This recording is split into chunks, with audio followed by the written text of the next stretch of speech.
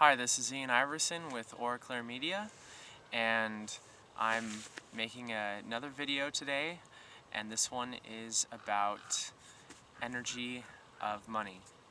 And that can be a quite a big topic. Um, let's see.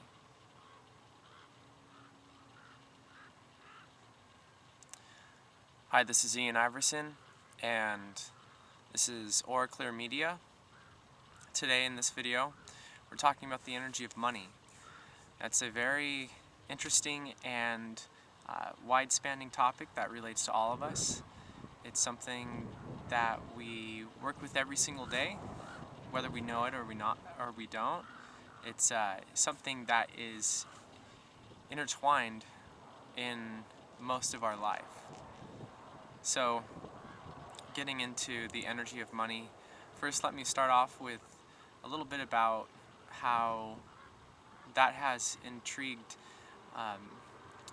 my interest in learning more about it. When I was 19, I started meditating more in depth, and I felt like there was a sense of expansion beyond the physical.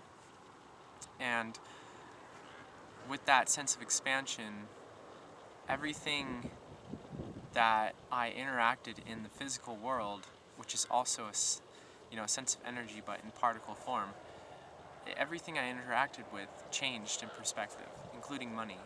And money became something that was there, but it wasn't as sought after I started meditation. There's let's just say a lot more to the universe opened up. And so I was, flexing my ability to perceive what money is, and I wanted to, know what it felt like to have a lot of money. And so I went and lived with some of my relatives who are, very wealthy. They live in mansions, and I just lived with them for a little bit, and there was, people with money all around, and I was just completely immersed in that feeling of just total wealth. Like, there's no thought other than like that money is possible. And that was a really interesting feeling. I felt that it was empowering in a way, but I also felt that it wasn't the answer. It was something that was like a resource along the journey of life. And I noticed some people who saw it as like the answer to a lot of things, and they weren't very happy. And then I saw some people who were utilizing money just as like a resource, as a tool, and they seemed to dig a little bit deeper in life. And that got me pondering about money, and I looked into the history of money and where it really, came from and everything. And I looked at how we're using it today and all this debt. And then I went into discovering more about the debt system. And that system is really, really interesting because um, it's throughout history that we've seen this debt system. And back in Mayan times, the Mayans actually had a debt system where after 52 years, they completely just went back to zero with their debt. So if there was any debts in the society, after a 52-year cycle, the whole society went back to zero, and then they started over again. And that's basically their cycle of all the energy expressions that are possible. Once someone reaches age 52, they're considered an elder because they've went through all the different variations of energies that are expressed in the Mayan philosophy and way of life. And so right after age 52, they go back to when they were born, that energy that they first experienced, and it's like a rebirthing in the Mayan system at age 52. So the same thing happens with the Mayans' money system, is they rebirth it every 52 years. And on the record, Mayans have the longest standing peace of any civilization on this planet. So that's really interesting, that there's the correlation of the longest lasting peace for civilization and this interesting debt system that they put into place, and also a lot of other practices they did with connection with nature around them and the cosmos and everything like that. But with that focus on the debt, I went into a debt elimination company, and I was asked to help out with the website and you know, build websites and update websites and stuff like that for a debt elimination company. And what I found out, because they were basically teaching me everything that they knew, was that they would send a letter to the bank with a person's amount of debt. It really didn't matter. It could be, some people had like a few $1,000s of debt, some people had a few $1 million of debt, but it was the same. It was basically in the letter saying, just show proof of this debt, and the proof would be two signatures: the signature of the person that started the account and the signature of the person representing the bank. And the interesting thing is that the signature for the person representing the bank is never signed. Now, for any contractual agreement, there has to be an agreement between at least two parties, and that's two signatures. But we see that there's usually only one signature, if any, at all. So the bank never signs the agreement for the contract to actually follow through. They always leave it open, and that basically allows them to do what they do without going to jail. So after sending the letter to the bank asking for the two signatures, the proof of two signatures, they come back and they, send a threat, basically like a threat letter, or they call and have someone that's picked up the debt from an independent agency to call in and basically threaten. And I watched them just go through the basic procedure that they did, and the banks couldn't really do anything, so they started dropping the debts. And that was really interesting to me, that it was that simple, but you just had to be thorough about it. That was very, very interesting. Now the catch is, once that happens with this debt elimination company, you're not probably going to have any bank allow you a line of credit after that, because you're basically not playing the game, you're not going with the system. So I thought that was interesting too. So what I discovered is, there's like a system, a game that's being played with the money, and you can play with it, but you have to be conscious and aware and follow through with your values of paying back what you've borrowed, or only working with what you have, not going and overextending too much. The people who came to us that we basically took on when I was working with that debt elimination company, where I was basically just the web designer, but when people came in, we basically saw who was in it to make money from this and who was actually genuinely just wanting to have their life balanced. Because once a person goes into debt and the bank starts to put on fees, the bank does way too many fees. The bank is not fair with all the fees that the banks do. So what that company did was more so just balance out all those fees that the banks usually put on people. And I thought that was pretty cool. But overall, I never had a credit card at that time. I was making sure that I was learning about credit cards and learning about money before I even stepped into that realm. And if you use it as something that you're going to take responsibility for, then credit cards are fine. If you don't have a sense of responsibility for money, then I don't recommend credit cards. But the whole idea is this sense of awareness and how someone views money. It's really interesting. And how can we empower ourselves with money? That's what I ask.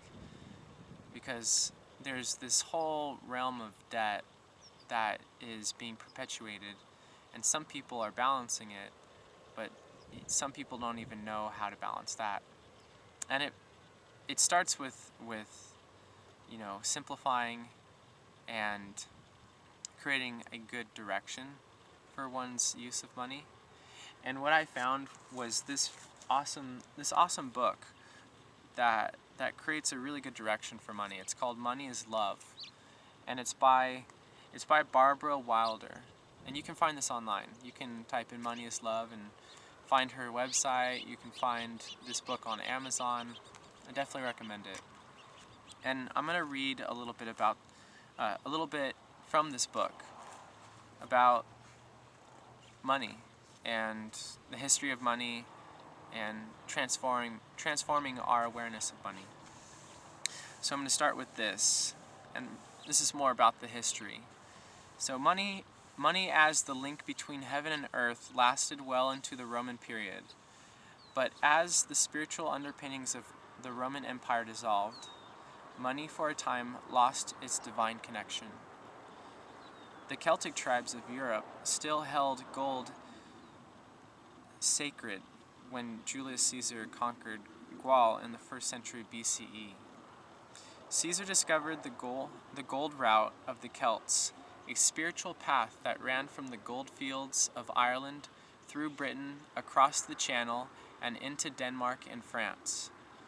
The gold was carried from temple to temple along the route, enabling the sun's spirit to permeate the earth, divinely commingling the spirits of heaven and earth.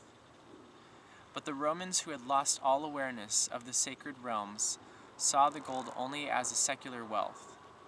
In the next century, they conquered Britain and stole the gold for its material value and burned the temples. So that's showing a little bit about the history of some civilizations and how they viewed money, or a way of working together with value. So now I'm going to move to this part, and this is more like the energetic part of the money. For the past 500 years, money has been both coin and paper. Now we move into the 21st century. It is plastic and heading towards virtual. The most outstanding feature of money since we've moved from the grain standard, whether to coin, paper, or plastic, is that it has no real value. Even gold and silver contain only the earthly value assigned to it by people. And yet money in and of itself is extremely powerful. Holding a $100 bill in your hand will give you an instant understanding of just how powerful money is. Why is this?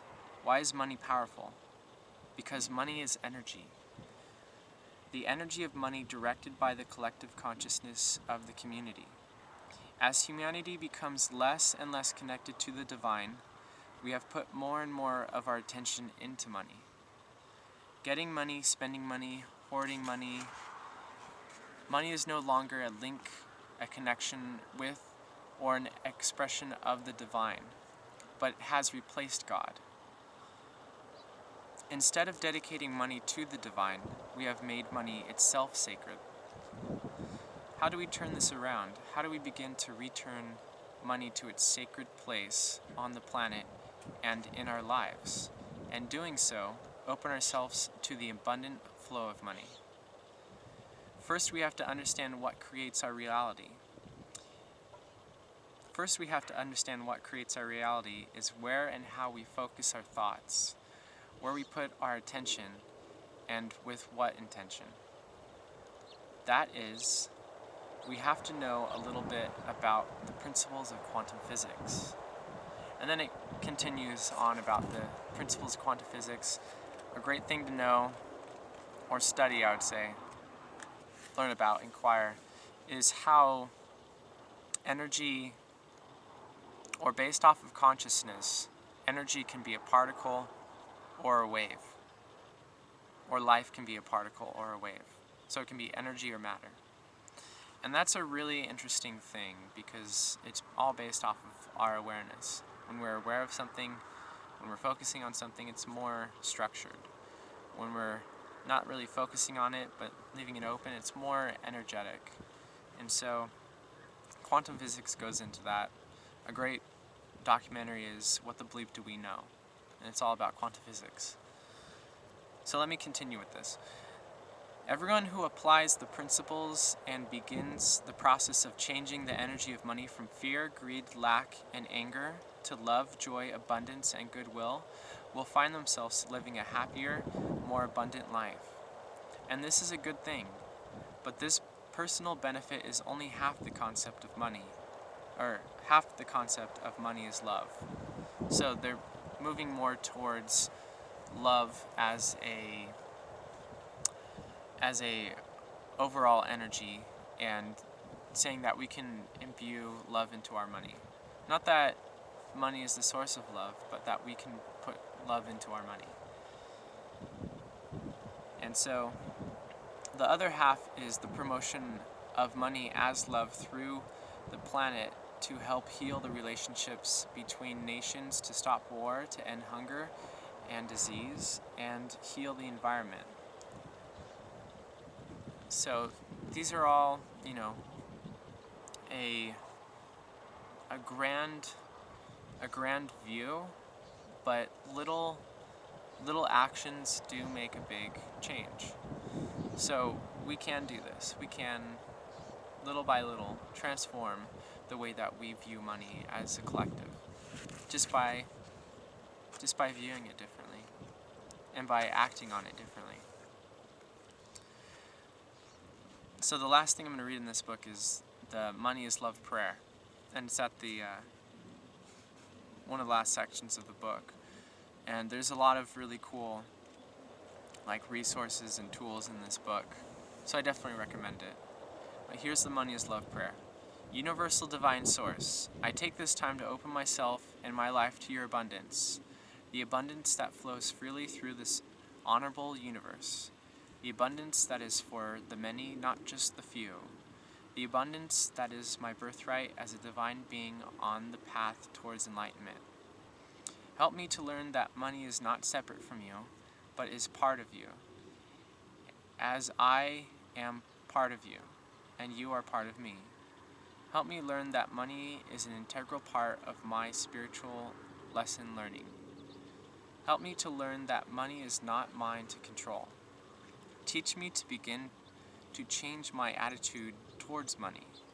Teach me to see money as energy that can be transformed into love, so that each dollar I send out into the world flows from me on a current of love and light, so that each dollar I send out into the world can touch another person with love. As I go forth each day, help me to open my heart and my mind to the possibility that I truly can change the concept of money from negative ideas I have about it into the concept that money is love. For this and all the abundance you bring into my life each and every day, I am deeply grateful. So be it. So that's a little bit about this book, and a great read to to challenge the status quo of how we view money and to expand into greater possibilities of how to utilize money optimally. So that's a great one. And they always, in this book, that she suggests that you write "money is love" on your money. I've seen people write infinity signs on their money. I've seen people do a bunch of different things on their money to change the way that they perceive the value of that money. And what I do on my money, I actually write on the back side, or the side with all the different symbols and stuff. The bird, spirit, the pyramid, energy, stuff like that. I write love, trust, care, and awareness around my money. And what that is me putting that type of energy into this. So each one of these is considered a amount of value, and what I put into it is always the same amount of value, but people can see that the numbers are different, but what I put into it is always the same amount of value. It's always the same whole love, trust, care, and awareness. Because when I put my love, trust, care, and awareness into something, I'm applying myself in that direction in life.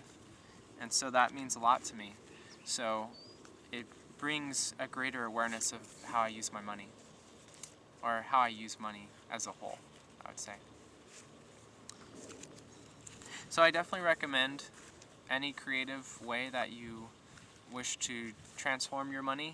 I recommend playing with that and expanding on the way that you optimize your money and how you energetically view and work with money. So thank you for watching, and have an awesome day.